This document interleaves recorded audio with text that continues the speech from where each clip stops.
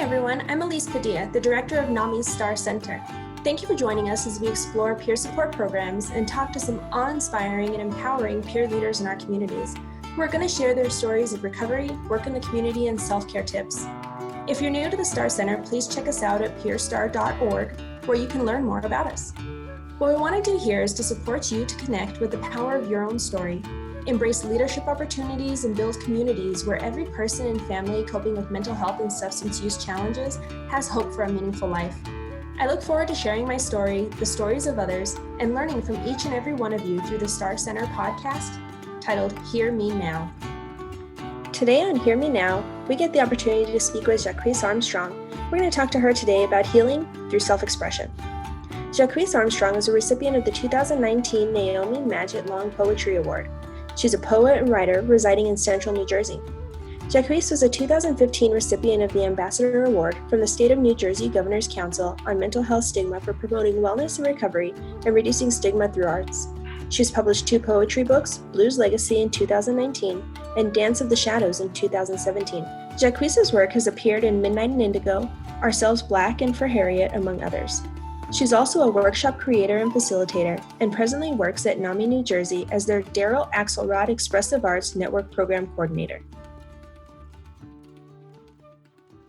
So my name is Jacquese Armstrong, and the piece I'm going to share with you today is it's sort of like my signature piece that I start off speeches and things with. It's sort of like a welcome to my world, and it has an intro piece to it. Imagine you're a fugitive slave. You're looking for freedom. You're running. You meet up with Moses, Harriet Tubman, to join the freedom train. It's the middle of the night, and these are her instructions. If you hear the dogs, keep going. If you see the torches, keep going. If they're shouting after you, keep going. Don't ever stop. Keep going. If you want a taste of freedom, keep going. Now it's 2019, and you're me, Jacquese Armstrong. You've been dealing with mental health challenges all your adult years. Sometimes you feel like a fugitive in your own life. You see a quote by Moses that strikes you, so you write this poem called Underground Railroad of the Mind. I hear her last instructions, trumpet blaring. Keep going no matter what. But I got hellhounds on my trail, and the blue intrusive rain falls daggers, each drop a deadly reminder. Keep moving. Found a murky, freedom-filled river to wash away my scent. Fell in the clay, mud dried on my skin, but I keep running. Labyrinth times 100 circles running endless. Closed latch doors, shouts from open windows plague an already worry-soaked mind. The wind is not my friend. I don't concentrate on trees. I follow deep blue black skies star telling me hope, freedom, tomorrow. Tomorrow and tomorrow and tomorrow. Should I stop today, I'll be eaten alive. So I will walk, run, crawl, because I hear the warning in her staccato voice, pulling my war-torn body. Keep going. The hollow deepness of night don't upset me, because I know morning will come. I got nowhere to stay. Keep going. Angular pain and diagonal circumference. Synapses not communicating, and the laugh cry thing is strapped on my back. Keep going, keep going, keep going. Her pounding voice echoes a refrain in my timid ears. Rest in the morning when joy comes. Rest in the morning when joy comes. Rest in the morning when joy comes. And then I hear the last skeleton words calling out my head. Keep going. If you want a taste of freedom, keep going. Thank you so much for sharing the work that you do with us here today in understanding how mental illness can affect each of us individually and the ways that we use to cope through performance, through media, through art, through expression. I really value your spoken word, your written word, and the opportunity to share with you what this means to you. So you've brought this poem to us that we played a little bit in part in the beginning, but can you tell me the evolution of where it came from, how it's helped you, a little bit about that? It really came from a place where I was really drowning and I just had to keep going. I had to keep pushing myself because I knew if I didn't, I was going to fold. And I don't know, I've always thought that the illness and the relationship between African Americans in the US have some sort of parallel. So it was easy for me to take something like the Underground Railroad and compare it to my experiences. It's really powerful to be able to hear, how we can use words like that in kind of the non-traditional way of the way that we express ourselves and being able to tie it into something that has historical significance to all of us. So talking about history and where we've come from, tell me a little bit about your evolution in your work as a peer, your evolution in mental health recovery, that, where it started and to make it to be where you are today and being able to speak up and help so many others in the way that you do. Well, I walked into the peer community really late in life. I've been living with mental health challenges for about 37 years. And when I moved to New Jersey, like in 2002, it was still until maybe 2010 until I hooked up with a real peer community. And basically, I've kind of done a lot of things on my own because I felt like the help I was getting from professionals was very lacking in that they just wanted me stabilized. They didn't want me soaring is what I want to do. I mean, stability, okay, it's a phase, but they didn't see it that way. Right now, I operate out of my mission statement, which is to motivate, inspire, and educate from a mental health perspective. And that means using the arts. It means using my story. It means using things I've learned along the way in order to help myself in this situation. So I'm finding that if I'm involved in things on my own terms and in different venues, not only do I get to use all my talents, but my longevity in work is more assured. And I'm very candid about my recovery journey. It's been a process and a challenge for me to work in a traditional setting. So this is why I came up with my mission statement, and I do something here, I do something there, I do something there, and I'm trying to pull it all together so that I have one product, which is me, and I have control of it. And I think that's going to work for me in the future. That's great. So tell me a little bit about the work that you're doing now in your community. How are you getting it out there? Where are you going? Who gets to interact with you in this journey? Well, I'm very involved with, or I have been very involved with community wellness center called Moving Forward. That's where a lot of this stuff got born and got tested that I do. I do a lot of workshops, poetry workshops, a thing I call Vision Quest, which has like 3 pieces to it: vision, motivation, and gratitude. And then there's another thing called Future Book, which has to do with goal making and the 8 dimensions of wellness. And I came up with those concepts while I was going to the center quite regularly. And the lady that was the manager there at the time just let me run with it. She said, okay, you want to do this, do it. And then she started paying me for it. And then I thought, wow, other people could pay me for this, And the way these workshops came about is what I was talking about, the soaring aspect. I made these workshops up for myself in order to develop my own professional skills and pursue my own goals. And then after I thought it really worked for me, I took it to my peers and I said, wow, maybe this can help you too. So, of course, within the center, there were mixed feelings about it, but I kid around. I said I use it as an incubator because I got to test out a lot of my stuff there. But like 3 years later, now I'm working for NAMI. I'm doing all those workshops that I crafted myself. And I'm doing it under the guise of NAMI, New Jersey, because that's where I am, New Jersey, Dara Axelrod Expressive Arts Network. And I'm the program coordinator. And what I do is I go out in the community and do these workshops and emphasize mental wellness through artistic expression.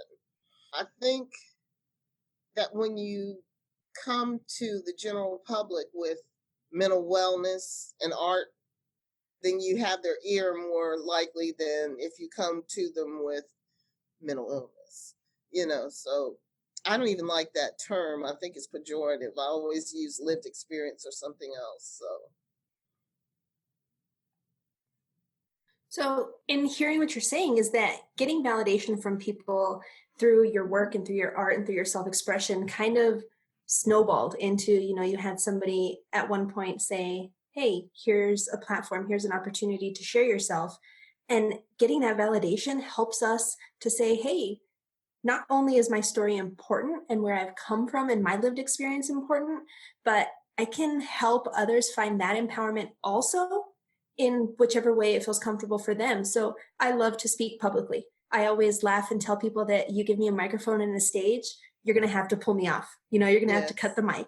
Yeah. Because for me, being able to share is incredibly empowering in the sense that I have a platform and I have people who want to hear me. And for a really, really long time, that was difficult. I didn't think anybody wanted to listen to me until I found my medium, and mine being a stage, being not necessarily performance, but through trainings. I love to share my story and my experience in trainings that I do and to incorporate it. So what are some forms of self-expression for mental wellness that you've come across, that you've been able to work through? What's most effective for you? I think basically the way we develop and carry ourselves is a form of expression. I kidded around with this phrase that we are a figment of our own imaginations because I wrote a poem about it. But it's true. It's the way you put things together, and that comes into the art type of expression through music, through poetry, through writing, through anything, like playwriting, acting. I think expression is necessary for healing. You have to find a place where you can express yourself, even if it's just to your maker. You have to find your expression in order to find your healing place. To me, the two are very intertwined. If you can become attuned to yourself enough to feel that expression within you and let it become validated, then you can find your healing space. That's very true. We've done in the Star Center a lot of work on how to tell your story or learning to tell your personal narrative. And for a lot of us, that can be very difficult and intimidating in the beginning. Mm-hmm. And how do I even find the words to express what I'm going through? How do I not reactivate the trauma that comes along with this story? How did you get started in being comfortable with sharing? It's funny because for most of my life, the most well-guarded secret I had was that I had a lived experience. And in 2007, I was working at NAMI New Jersey as a volunteer, and I started working with their African American mental health outreach. And I don't know if people are familiar with NAMI, but our NAMI has a multicultural group for at least 4 multicultural groups: African American, Samhaj, which is for South Asian, and then they have Camhop, which is for Chinese American, and then we also have NAMI Espanol for people with Latino background. And they made a documentary about minorities and mental illness. That was part of the title. Actually, it was called Documenting Our Presence, which was a snippet from a poem I wrote that they let me read on the thing. So that was good too. But the reason I decided to do that, I thought I was 44 at the time, and I was just getting to the place where I was hearing my own voice in my head and no other ones. It had been a long time since I had even known what my voice sounded like. And I thought, I don't want people to give up. I want to be inspiring to people. I know I'm approaching middle age and most people give up by then. I want to tell the story and help people. Well, after I did tell the story, something hit me and I thought, oh my God, everybody's going to know this. This has been the secret of the secrets for me. But then I felt a wave of paranoia lift and I felt a calm. And I knew I had done the right thing. And from then on, I just kept speaking and kept speaking. I got involved with In Our Own Voice, if you're familiar with that program. I did that for years and I love doing that because people need to be able to put a face with what they call quote unquote mental illness. Because, we have this monster effect that people are buying into, like, we're so different and we're not, the cliche, we're your neighbor, we're your friend, you don't know. So I did that. I also did NAMI Connections. I was a facilitator for NAMI Connections, and I did Hearts and Minds for a little while. That was kind of like my background. Now I'm moving into the thing where I want to do my own thing. I really want to be like a motivational speaker from a mental health perspective. And I will be getting to do something to that effect in San Diego in October. I'm going to INAP's conference and I'm going to present. So I'm really excited about that. The other thing is, one of the things I'd really love to do is to do a tour of historically Black colleges and universities to talk about mental health onset in college and mental wellness and how to kind of shield your mental wellness during those, really, really stressful years when a lot of people do succumb to mental health challenges. I had the opportunity to speak at one HBCU in Mississippi, Tougaloo, Mississippi, and I was like the keynote speaker there for 2 years for their mental health week. And I'm very candid. I talk about my symptoms. I talk about how I deal with them. I talk about how it came about and the family struggle and my struggle and, how that all plays into each other and how without motivation or vision, it would be very hard to get through it. My mother told me after that, my mother and father are on the faculty there. They told me after that there were a couple of young women that sought out counseling after that, because after I had talked about it, I guess they figured that, hey, it's okay to go and seek out counseling. It's okay to talk about this if it's something bothering me. There was even one lady in the audience that really had totally similar symptoms to mine, and my mother knew her very well, and she was very encouraged that she sought out some help. And she did have to come away from college for a while, but she came back in. And to me, it's huge if you can just help one person with your story. If you could just help one person, then it's worth it. The other thing that's really huge for me is I need to make sense out of my journey, the pain I've gone through, the negative things that have happened to me. And if I don't turn it around and make it into a positive and help other people, then I really don't have much of a purpose. It's become my purpose to make this into a positive experience for myself. And I find that helping people is the main thing that helps that. And it's really important to bring up. It seems to be a common theme in the episodes that the Star Center is recording in, the podcast, that's kind of why we titled it Hear Me Now, is because it's by expressing ourselves and by saying these things that we can help connect the dots for others who may not know exactly how to handle it. And also for us, I always say, it's always come up in each episode, coincidentally, that was always my mission, was if through my lived experience and the things that I went through, if I could help one other person, then I've done my duty. And I am incredibly blessed to hear through the people that I meet that there may have been more than one person that I've been able to impact.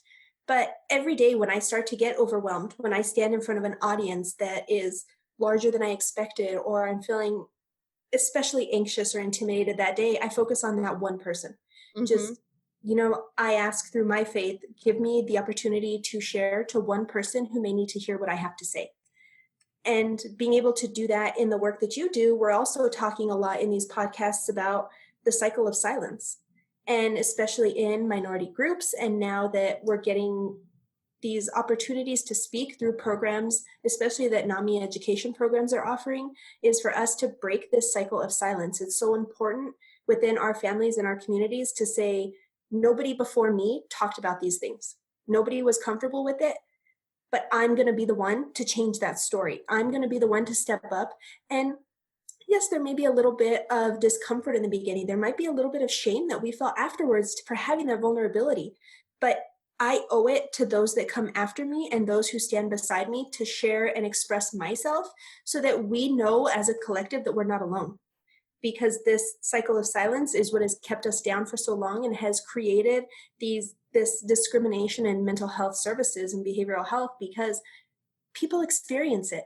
Nobody can say that they haven't experienced it in some way vicariously through others, but through staying silent, that is kind of what we're implying is, oh, this doesn't touch me. This doesn't touch my family, my world, my community.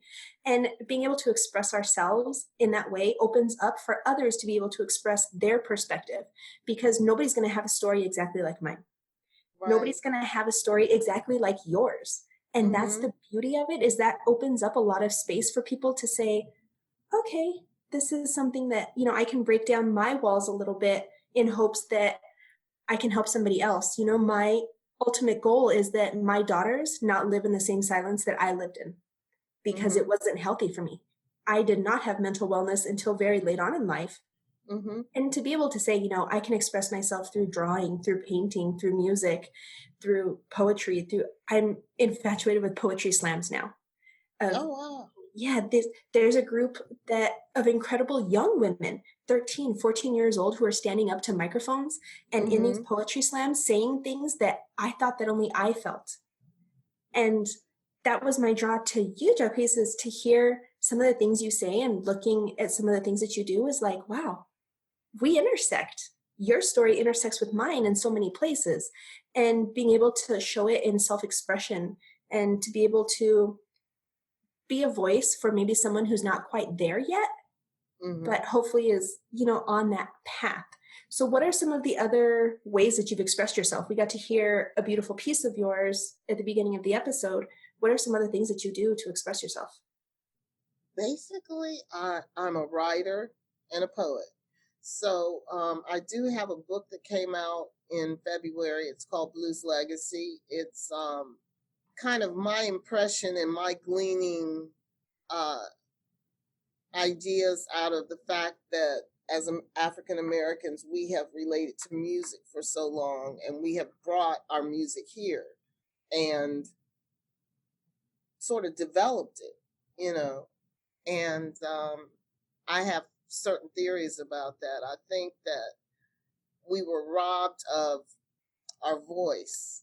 I mean, like a cultural voice, like a language, and all we had was sounds. And that's the way the book begins, with a poem about that. And again, touching on something really important in culture is the loss of voice.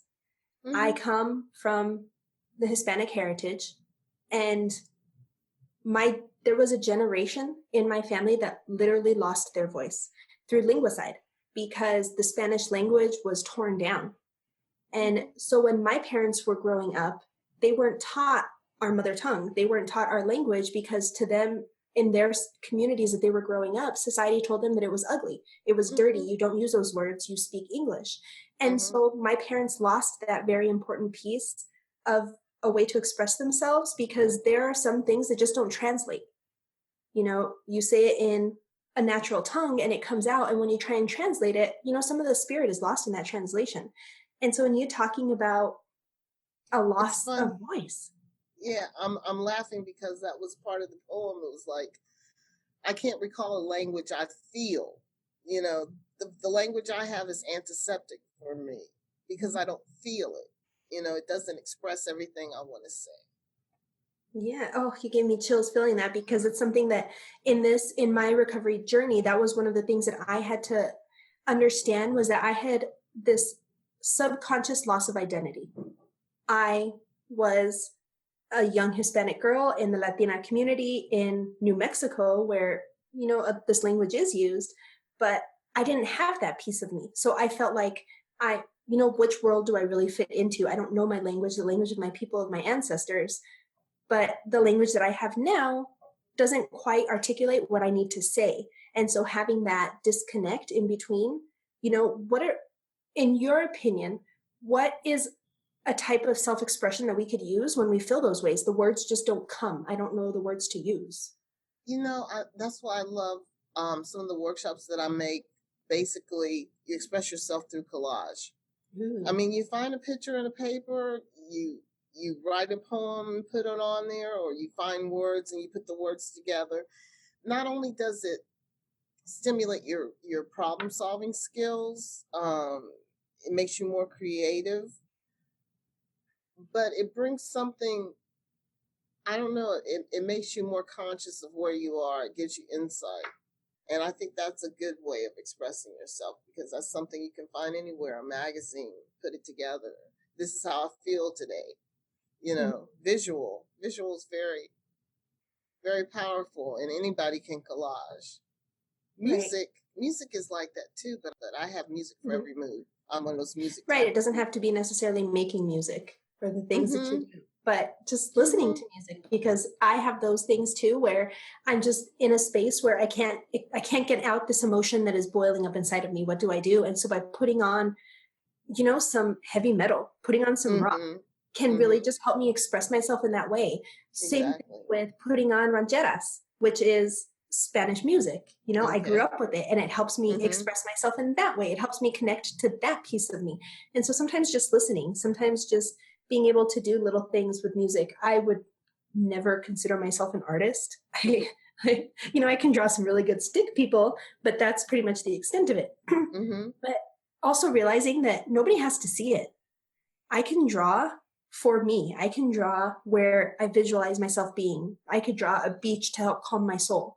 I can draw, you know, 100 stick figures. And it's just that motion of doing something with a different part of your brain than we're used to doing every single day. You know, it's not the logical mind, it's the creative mind. And just participating doesn't mean we have to be perfect at it.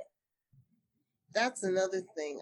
I run into a lot of people, they're kind of reticent to do this because they feel like, oh, I'll do it wrong, you know, and there's no wrong way of expressing yourself. There's no wrong way of doing anything that has to do with self-expression, because that's who you are. No one can tell you who you are but you. And so what is a good, safe way for us to kind of get started in using our words to write poetry? I think going to places like INAPS, which is a peer conference, the International Association of Peer Support Conference, you know, you're going with like-minded people. And so just being there in that energy helps feed my soul, helps give me a very safe space where I feel like I can step a little bit out of my comfort zone, because the people there express themselves so beautifully and they're so warm and encouraging that it's like, okay, it's not going to open mic night.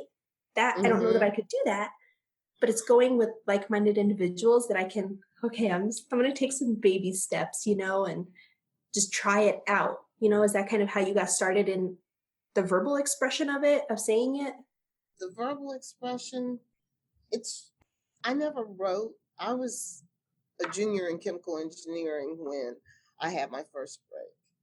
And I never wrote poetry. I never wrote anything. You know, I was all about the math and science. So When I had that break, I started writing, and I never quit because one of the voices just would constantly write poetry. And then even after I got it somewhat under control, I never quit writing. So about 2 decades later, I thought, I've got to do something with this or it's really going to drive me angry. So I went to an open mic at a Barnes and Noble that was near me. And I was so inspired. I said, I'm going to get up there next time.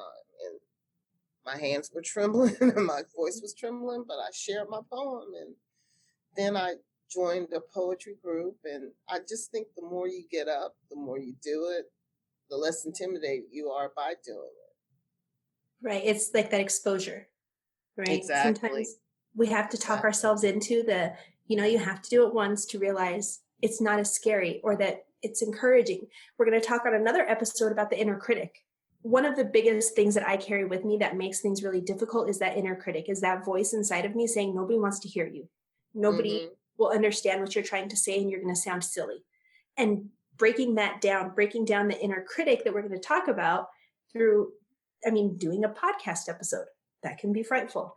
But learning how to maybe not only shut down that inner critic, but saying, right now is not your place. This is my place. And I'll let the experience speak for itself.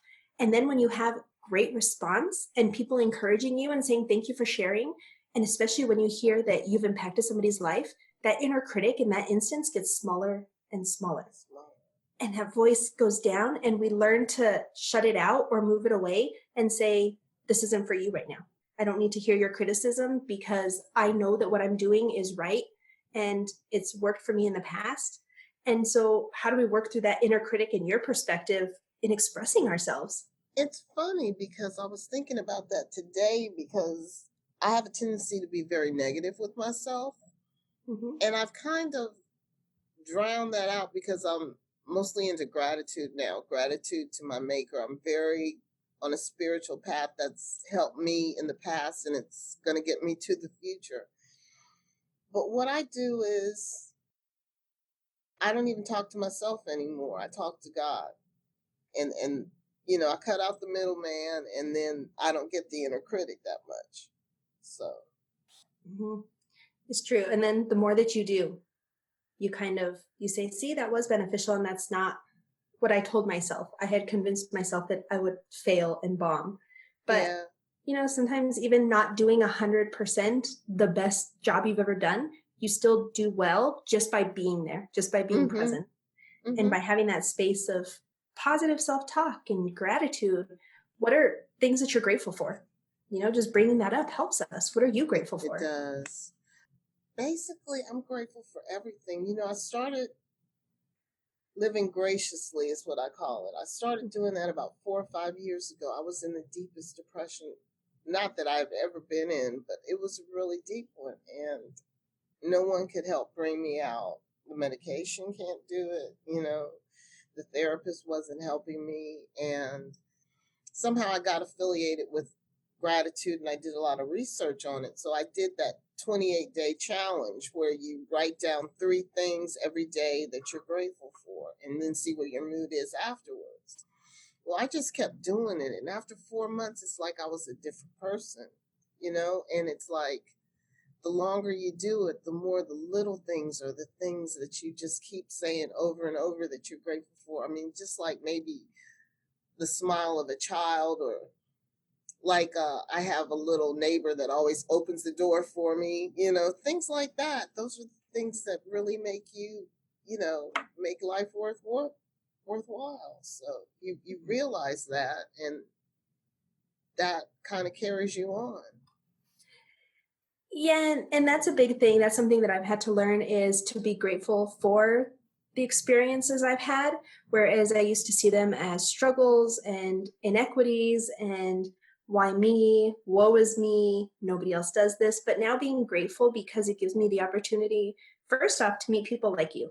And it gives me the opportunity to do the work that I do.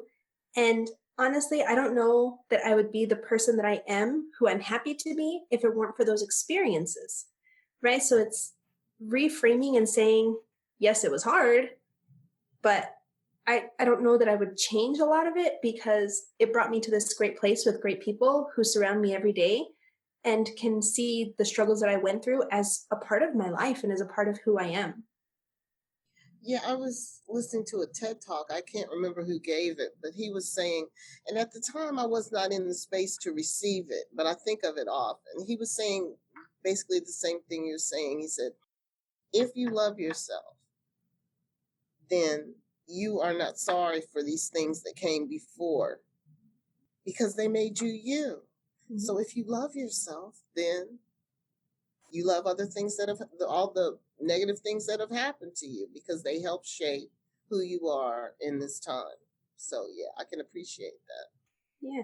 And self-expression can really tie into that because I know that I'm not the best at journaling. I'm not consistent, but I know that when it's something I really need to do, I have a journal. It's kind of a journal daily planner all in Mm-hmm. one notebook. And I've done collages in there where I just post quotes that I like, pictures that I like, things that make me happy in the moment. And to be That able to sounds look, interesting. yeah, to be able to look back at those helps me Mm-hmm. see it and be grateful for that journey is, however many years ago, if there was an experience that I had that I find shame with, if I look back at those pieces in my life and find gratitude for what was happening at the time, it makes it easier to remember and easier to come through, right? Because we can look back and say, wow, I'm so grateful for that friend who was there that maybe I don't talk to as much now because they were just part of that part of my path. Or I learned about new music. I found a new artist that I liked. I found a great poetry slam opportunity because of this potentially dark space that I was in. This is what I Mm-hmm. can be grateful for because of what I found. And that's what I like about the work you've done is these difficult parts have brought out this beauty in the work that you do. In talking about gratitude, another piece of the gratitude that's really important to me is within the Vision Quest workshop that I do. Mhm. We start out with a gratitude board, making a gratitude board and gratitude journaling and that kind of thing. And then go to a motivation board, then to the vision board. But the gratitude board comes first because if you can identify the things that you're really grateful for and they're things that you live for, then you feel worthy of being able to apply yourself and claim the vision that you have for yourself. Very true. So so something that I've noticed and something we've talked about a little bit is in self-expression, whether it's telling our story or putting this piece out for the world to see this vulnerable place, we can kind of have an aftershock. So we have a resource on the Star Center website from Leah Harris, who talks about, it's kind of what does she say? Like a story, a sharing hangover. Like after the fact, you kind of feel it like, oh, Mm-hmm. I said that to people, and people now see a part of me that, was kind of hidden away for a while. And how do you deal with, do you feel that first off after you present something or share with people? Do you feel like that hangover? And how do you get through that of, this isn't bad. I just need to recognize that this was me being open and vulnerable, and that's good. Yeah, I guess what you're saying is if you feel like you shared a little bit too much, Mm-hmm. basically, if you come out of your comfort zone with something, you can take that as growth, Mm-hmm. and then you have the opportunity to either pull back or keep on growing. That's your opportunity. Do you get experiences like that often where you get the chance to kind of grow out of that? I did in the beginning. I think once I did that one documentary and I made up in my mind, this is what I'm going to do. I'm going to do in our own voice. And then I went on from there and there and there. And I'm getting closer and closer to my goal now. For a long time, I've had that goal of being able to be a mental health motivational speaker. And it's just coming to the point where it's seeing its fruition. So I just kind of keep building up steam for it. Do you ever have times where you say, okay, I think I'm good now. I don't want to share anymore? And how do you come out of those? How do you keep yourself motivated to keep going to reach that goal? Sometimes I do, and usually it's when the tears are coming. It's like, why am I doing this? I'm not really getting that much out of it. But then it's like there's something in me that always wants to create, that always wants to tell the story, that always wants to make something positive of a negative, and then I want to pass it on to somebody else. It's like building bridges. That's what we're here for. Right. That's great. So talking a little bit about, where we've been and going through these things, I really think self-care is important. Mm-hmm. It's a really important piece, especially when we're putting ourselves out there in front of people and we're dealing with these questions we have, these insecurities, this nervousness. Self-care is very important to me because it's what helped me in my path to understand what truly was helping me and what I was using as sort of a crutch to get through. Mm-hmm. That wasn't really helping me. It wasn't making me stronger in any way. What do you do for self-care? How do you handle that? And what's your perspective on it? First of all, it's the gracious living piece. The other thing is just that the arts, I'm such an art-oriented person, like going to museums, seeing plays, concerts sometimes, but mostly just listening to the music every day. If I didn't have my music, I would be without something.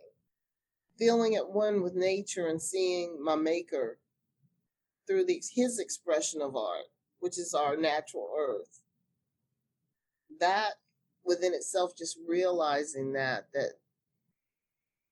he is a creator and he's the artist behind all these natural things we see, the birds with all these intricate colors and things like that. I mean, I get all into it. I go to the park every day and I'm just like, whoa. Because I guess maybe it's just my age.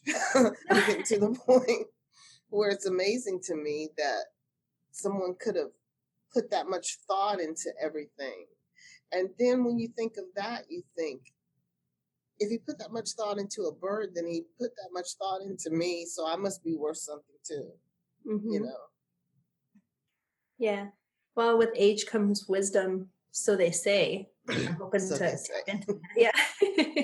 But it is, through kind of getting out of ourselves and out of where we're comfortable that we get the opportunities to learn things like that. And I think it's really important that you touched on the piece of being out in nature. And I'm learning now, it kind of, things come up, as they need to, as we're ready for them. And what I'm learning now is to be okay with being still, with being silent, and not having to, I was always in the mindset, I'm very motivated. I'm very tenacious. I don't let things go easily. So I used to hold really close to me a sign of success is how productive I could be. How many books am I reading? How many classes did I take? What are my grades like? The accomplishments, the tasks. That for a long time was my sense of value until I crumbled under the weight of having so much overwhelming me. And so thinking of you, outside in nature, looking at the trees, looking at the birds and touching on that quiet spot, it's really important to me to learn that being still and being quiet is when some of our greatest work can be done, especially when we talk about self-expression. Some of the things that I've created and done didn't come to me while I was reading a book and while I was cleaning the house and while I was taking a class and, and this and this and this and this. And I didn't put it on a to-do list and said, self-express in some way to do today. It didn't work out that way. It was in the calm and in the silence and in the stillness that what needed to come to the surface did. What's your experience with that? I think that's, mindfulness is something that we all talk about a lot. And it's kind of intimidating because you think, oh, meditation and breathing. To me, when I go to the park and I concentrate on like the river going in and out and the trees and everything, that's mindfulness for me. And it's very important to take that time every day, even if it's just a little bit of time to let yourself catch up with yourself. So, yeah. It's really good. It's something that, so I have two young girls, they're 8 and 10. And nowadays I've noticed that kids don't get the opportunity to be bored.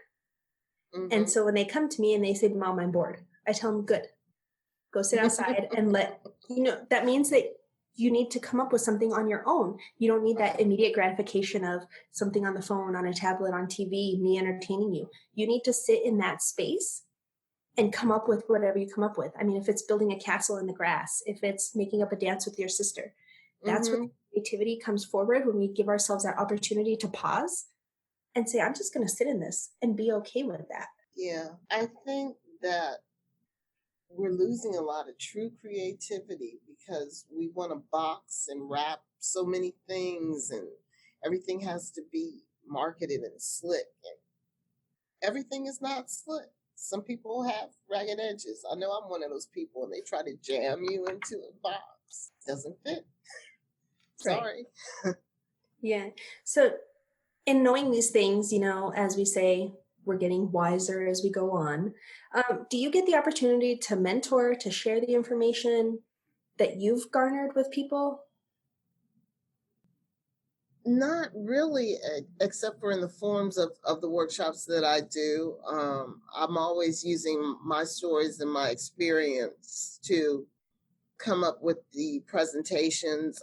In the poetry workshops, I'm always candid about where the poem came from. I use a lot of musical prompts too. And it's basically, your reaction with the music. So Tell me a little bit about the musical prompts. I'm interested to hear about that. I just try to pick out, well, I came up in the 70s and 80s, so they're usually songs like Dog and a Butterfly from Heart, or I don't know, I use Al Jarreau, I use David Bowie, I use just about anybody. I listen to a lot of different people. I don't use any classical music. I use jazz to write to, classical jazz to write to. It just depends on what has come up in my mind or what I've been listening to. And I'll write a sample poem so that I can show them, this is what I was thinking when I was listening to it. And I always bring lyrics in too. And you'd be surprised at what people come up with in 30 minutes. It's just amazing. And they think, the people who do it for the first time say, I didn't think I could write. All you got to do is put pen to paper. There it is.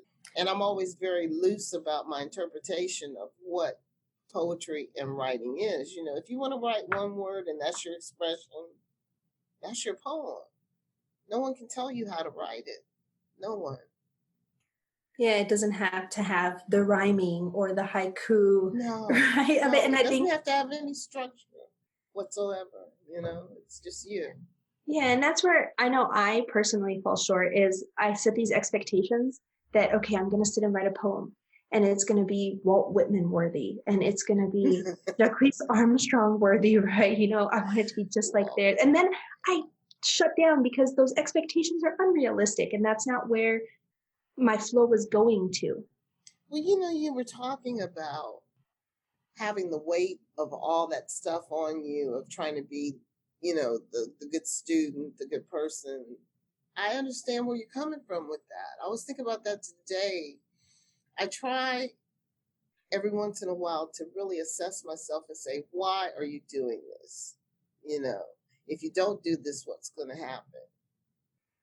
Why are you doing this? Like, I'm pushing myself now to try to get out there and do things within the community to, talk about stigma. And that's been my thing for a long time, helping to eradicate stigma. And I get so motivated to do it, and I'm like, why? And then so I pull back for a while to see why. And it's like, I write these things and I just have to find venues for them because I'm going to write it anyway. There's a venue on the internet. It's a site for the African American community for mental health. It's called Ourselves Black. And I've written for them. They've changed names over the years. They started out as the Black Mental Health Network. And I wrote for them for maybe 6 or 7 years, just, coming up with articles. And then in the end, it was sort of like a column that I was writing in with my lived experiences. So that's kind of interesting. It's kind of vulnerable to do something like that, especially on the internet. But I figure, I don't know, like I told you in the beginning, I was isolated for so long from peers. And I figure there's all kinds of people like that, like me, out there isolated, and they don't have a connection. And so maybe I'm their connection. you know. Very true. It's about, like we've said, being comfortable putting ourselves out there to catch those who may not know that there are other people. And that's why it's so important to break the silence in the things that we do and to learn good ways to do it. I mean, there are so many innovative programs. There's so much work being done with hip hop and the history of hip hop and how we can use that as a very culturally significant opportunity for us to express ourselves and to look back and realize where a lot of people were coming from. We hear a lot of hip hop artists that started with poetry, and their poetry put to music became something different. Yes. And just finding that comfortable place. I know for me, like I said, my expectations get so high sometimes that I've come to the agreement with myself that if I create something, I am perfectly capable of ripping it out and throwing it away at the end. I have no expectation it's going to go anywhere. I have no expectation that I'm ever going to read it again. And that kind of breaks down some of the fear that I have. And so I have next to my bed just a spiral little free notebook that I received somewhere. And if I feel the need to express myself, I do. And a lot of times after I've said it and written it down, I just tear it up and throw it away. And that can be freeing to say, it is freeing. But I'll challenge you to go a step further. If you just say, oh, okay, I'm not into this right now, but you come back a month later and one paragraph from there might set you on fire and you say, oh, okay, that goes with this, Yeah. I keep all my stuff on a USB, so periodically I might go through something I've written like 3 years ago and I'm like, oh, that goes with this, so. And that's true. It allows us to see the transition in where we were, where we've come, and to kind of say, oh, I'm a very different person than I was 3 years ago. Or, I can see these common threads coming through in the work that I've done. And so that's, I try and give myself that free space of, doesn't have to be perfection. What truly is perfection in expressing ourselves, because my truth should be perfect just in its entirety because I've spoken it. And it is important. You've talked about culture a lot. It's really important for us to be able to break down barriers within cultures that have not allowed us to express ourselves further, completely and fully. I think that's why I'm so driven to want to do something in an HBCU. I don't know how it's going to come about, but it's going to come about because it's been on my heart for about 3 or 4 years. But I think that if we can change the attitude of the younger people coming along, the ones that are in school right now, those are going to be the writers. Those are going to be, the poets. Those are going to be the scientists. We're changing a whole culture. If we can catch people in college and change their attitude towards finding help. Right. And I can see your desire to want to do that in going to the universities and the colleges that have significance based on culture and things, because that's the work that I do. We both come from minority groups who historically have never really been given the opportunity to express ourselves in the realm of mental health and mental wellness and where it comes from. So we've had these generations of trauma that have carried forward to us that we don't know is there a lot of times until somebody brings it up and it's like, oh yeah, my family dealt with that, your family dealt with that. And so being able to open up, I think you're a great model of that, of, like you said, people have already connected and saying, oh, me too. I understand that too. And it's through you having the strength and the courage to stand up and talk about it that we are breaking down these barriers that have created this mental health discrimination that's happening.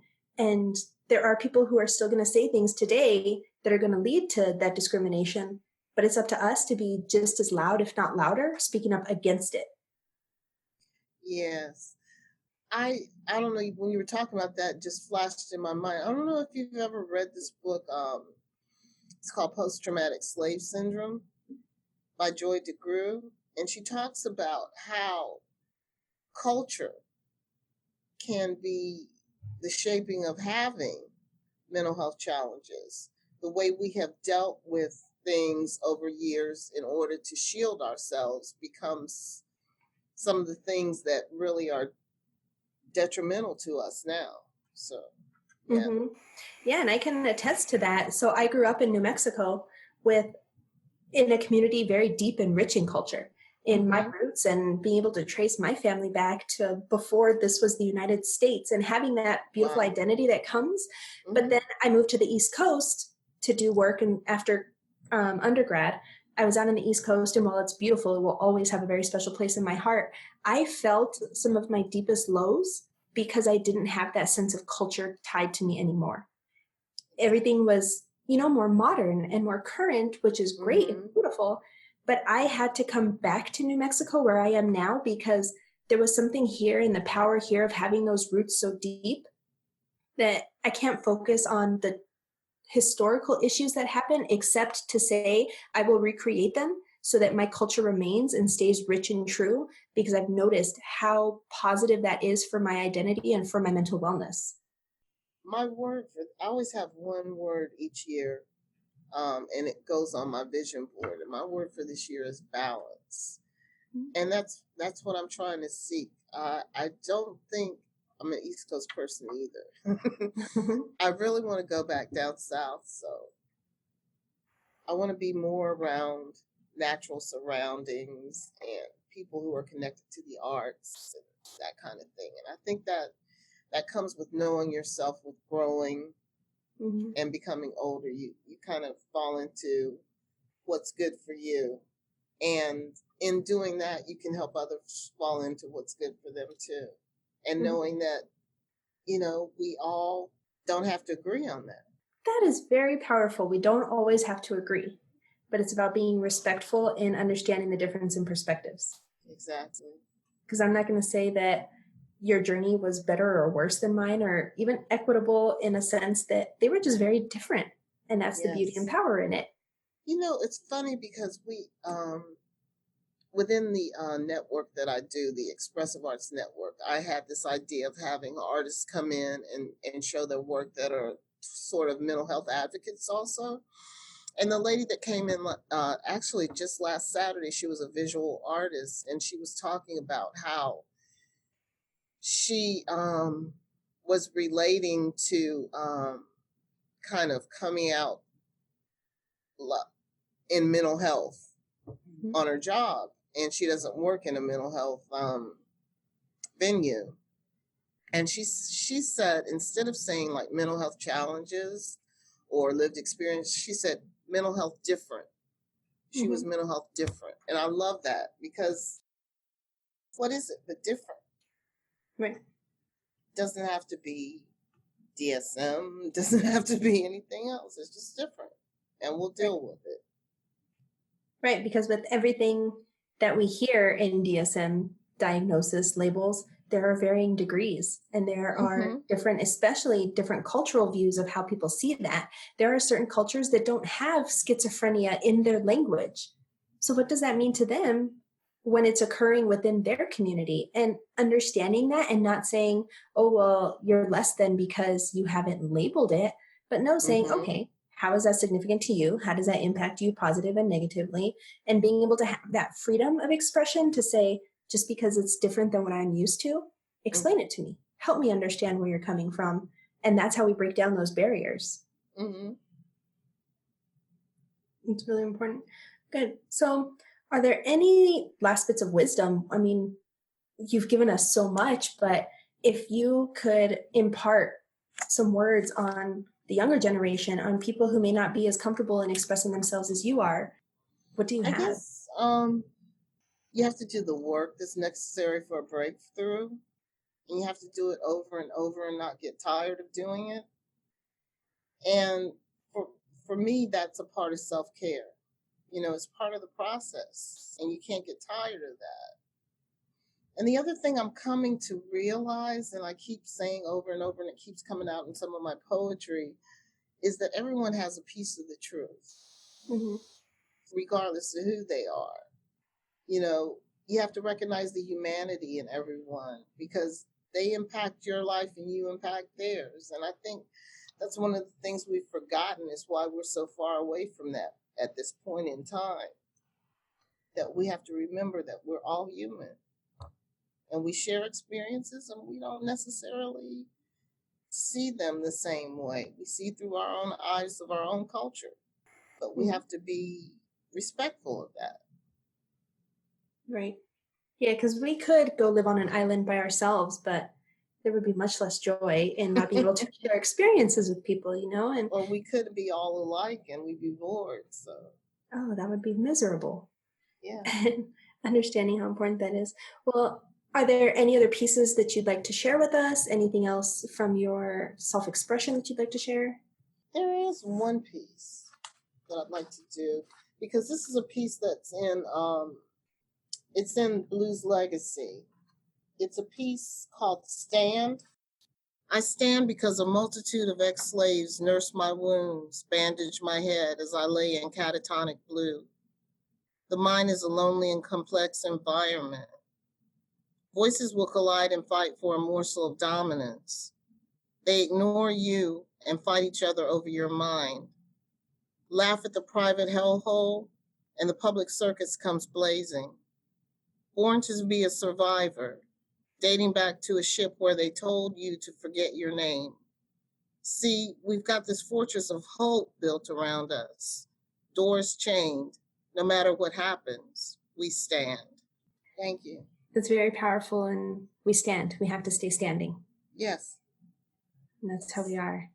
So like a palm tree on the islands, the hurricanes may bend us and whip us around, but when it's over, we stand tall again. Exactly. So that's really cool. But Jacquese, I want to thank you so much for being here with me today, just sharing your experience, your expertise, and the work that you want to do. I so greatly look forward to collaborating with you more in the future and learning more about the work that you do and seeing how many lives you touch by you expressing yourself, and possibly the opportunity of working together to teach others how to utilize different types of performance art or media to express themselves. But just being here today, I know will touch someone, and it's incredibly powerful for it to happen. So thank you for sharing this time and for being open with me and giving us the opportunity to hear you now. I appreciate it. I value your time and your input in all of this. And I really look forward to getting this out to others. All right, great. Thank you.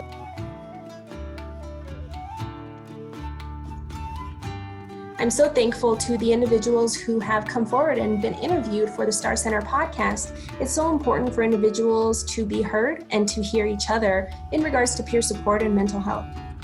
If you or someone you know needs assistance, please reach out to the following numbers. The SAMHSA National Helpline at 1-800-662-HELP.